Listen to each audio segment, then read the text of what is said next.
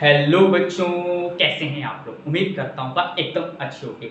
अभी अभी class 12th और क्लास 10th वालों को सीबीएसई बोर्ड ने बहुत बड़ा बिग अपडेट दिया है।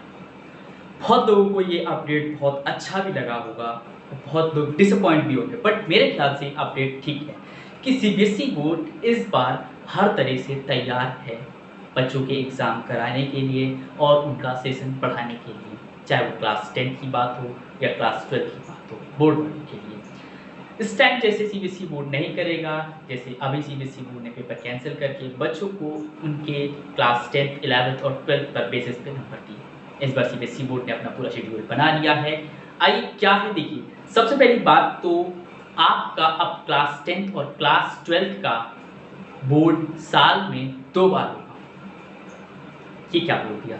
यस, आपका क्लास 12th और क्लास 10th का बोर्ड साल में 2 बार होगा। वो भी कैसे? जैसे आप लोग अभी तक जैसे क्लास 8 तक पढ़ते आए हैं, 50% सिलेबस हो गया तो वो नहीं आता था, देन नेक्स्ट 50% आता था, सेम वही पैटर्न है। कैसा? अब आपका पहला जो पेपर होगा, जो 2 बार हो रहे, फर्स्ट पेपर जब बोर्ड का होगा तो उसमें आपका 50% सिलेबस आएगा एंड देन नेक्स्ट जो सेकेंड पेपर होगा उसमें रिमेनिंग 50% आएगा। पहला वाला जो 50% आया उसमें से कुछ नहीं है। अंडरस्टैंड? इतना समझे कि 50-50% करके 2 बार पेपर्स होंगे सीबीएसई बोर्ड के लिए। आइए सीबीएसई बोर्ड ने कुछ पॉइंट्स बोले, देन फिर मैं आपको और डिटेल में अपने बात बताऊंगा। सीबीएसई बोर्ड ने बोला है कि academic session to be divided into 2 term. अभी मैंने बोला 2 बार होगा with approximate 50% syllabus in each term. 50-50% syllabus हर टर्म में होगा। क्या है? The syllabus will be board 2020 21-22 will be rationalised. Board का सिलेबस अब आपको सामने अपडेटेड फॉर्म में आएगा और बोर्ड आपको बताएगा कि फर्स्ट टर्म में जो पहला पेपर होगा बोर्ड का उसमें 50% में कौन कौन से चैप्टर्स आएंगे एंड देन नेक्स्ट 50% में कौन से आएगा। उसके अकॉर्डिंगली आपके स्कूल वाले भी आपको पढ़ाएंगे एंड कोचिंग इंस्टीट्यूट्स वाले भी आपको उसी के अकॉर्डिंगली पढ़ाएंगे। First 50% then second 50%। ठीक है। थर्ड क्या है? Effort will be made to make internal assessment. अब देखिए बात यह है इंटरनल असेसमेंट किस किस के बेसिस बनेगा, तो प्रैक्टिकल, प्रोजेक्ट वर्क, मोर, इन सब के ऊपर बनेगा इंटरनल असेसमेंट्स। आपका प्रैक्टिकल्स और आपका असेसमेंट्स, प्रोजेक्ट, ये सब दिया जाएगा। और ठीक है, और ये जो होता है ना, बोर्ड ने बोला कि ये हमारी तरफ से रिकॉग्नाइज रहेगा, इसमें आप कुछ बदलाव ऐसा नहीं कर सकते। बट मेरे ख्याल से ये पॉइंट इतना इंपॉर्टेंट नहीं है क्योंकि स्कूल वाले इसमें अपना कुछ एडिशनल डाल देते हैं। प्रोजेक्ट कुछ और है बट अपना डाल देते हैं। ठीक है ना? तो आपका ये पॉइंट इतना इंपॉर्टेंट है। अब देखिए बात ये आई कि इंटरनल असेसमेंट जो है वो किस किस बेस पे रहेगा। तो इंटरनल असेसमेंट क्लास 11th और 12th का throughout this year term, first term and second term would include end of the topic on unit test, exploratory activity, practical activities। इसका मतलब ये बोल रहे हैं ये लोग कि फर्स्ट टर्म और सेकंड टर्म का अलग रहेगा और include and topic of unit test, और इन सबको भी इंटरनल असेसमेंट में इंक्लूड करा जाएगा। अंडरस्टैंड?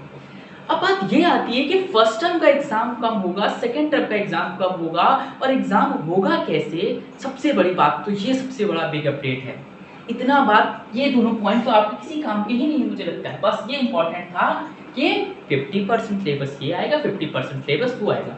बट सबसे इंपॉर्टेंट बात ये है कि बोर्ड पेपर कराएगा कैसे और कब कराएगा, क्या पैटर्न होगा, क्या टाइम ड्यूरेशन होगा, अगर सेंटर नहीं अलॉटेड है तो कैसे क्या। देखिए बोर्ड ने बोला है कि जो पहला टर्म का पेपर होगा वो नवंबर से दिसंबर 2021 के बीच में हो जाएगा और जो सेकेंड टर्म होगा वो मार्च अप्रैल 2022 में हो जाएगा, कि इनके बीच में। जो फर्स्ट टर्म उन्होंने बोला कि ऐसा नहीं कि आपका तलवार ताबड़तोड़ करा दिया जाएगा, प्रॉपर एक शेड्यूल जैसे बोर्ड अपना प्रॉपर बोर्ड लेता है वैसे ही लेगा, आपको 4-5 हफ्तों के अंदर ये पेपर। बट बात ये आती है कि कैसा पैटर्न होगा। तो देखिए पैटर्न बहुत बदल चुका है, बट मेरा मानना ये है कि जो बच्चे सीरियस स्टूडेंट है फॉर कंपटीशन उनके लिए पैटर्न बहुत सॉलिड है। क्योंकि कुछ पैटर्न मैं बता दूं, कुछ क्या मोस्टली पैटर्न पहला पेपर का जेईई से रिलेटेड है। मतलब कि पहला पेपर में 90 मिनट्स का पेपर होगा और पूरा पेपर ऑब्जेक्टिव बेस्ड होगा। अंडरस्टैंड? ऑब्जेक्टिव बेस में किस किस टाइप से एसेशन रीजंस हो सकते हैं और केस स्टडी ऑब्जेक्टिव बेस हो सकती है और नॉर्मल ऑब्जेक्टिव क्वेश्चंस हो सकते हैं। अंडरस्टैंड?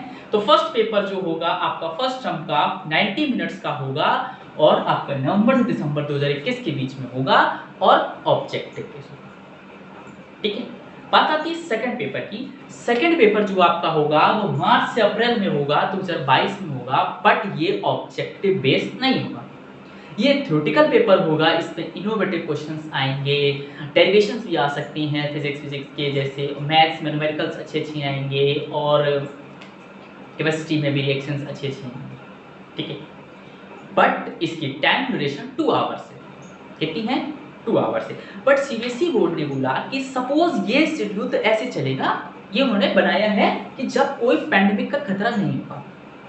सुनने में जैसा आ रहा है कि पैंडेमिक आ सकता है, अगर नहीं आया तो यही पैटर्न पे चलेगा। अगर पैंडेमिक आता है, अगर suppose pandemic second paper side आ गया, तो जो 2 आवर्स का पेपर था उसको 90 मिनट्स का कर दिया जाएगा। अगर पैंडेमिक नहीं टला और स्कूल कॉलेज बंद करने पड़े तो उसको 90 मिनट्स का कर दिया जाएगा और उसको भी ऑब्जेक्टिव बेस करने की कोशिश करी जाएगी।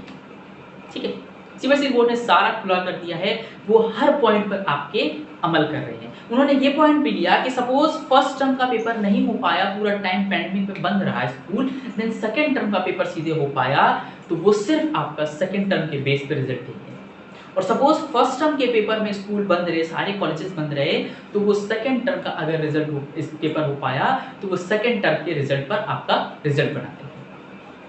इन एनी केस ऐसा होना, अगर कंडीशन नहीं संभलेगी, पैंडेमिक और बढ़ गया, तो आपके दोनों ही टर्म नहीं हो पाए, तो फिर आपका इंटरनल असेसमेंट के बेसिस पे होगा, जो आपकी ऑनलाइन क्लासेस और होमवर्क्स और प्रोजेक्ट वर्क के मार्क्स के बेसिस पे। ठीक है, इन पॉइंट्स में सीबीएसई हर पॉइंट पे उतरा है। उन्होंने क्लियर कर दी थी, किसी भी प्रकार की एंजाइटी बच्चों के अंदर नहीं रखी कि अगर ये नहीं हुआ तो क्या होगा, ये हो गया तो क्या होगा।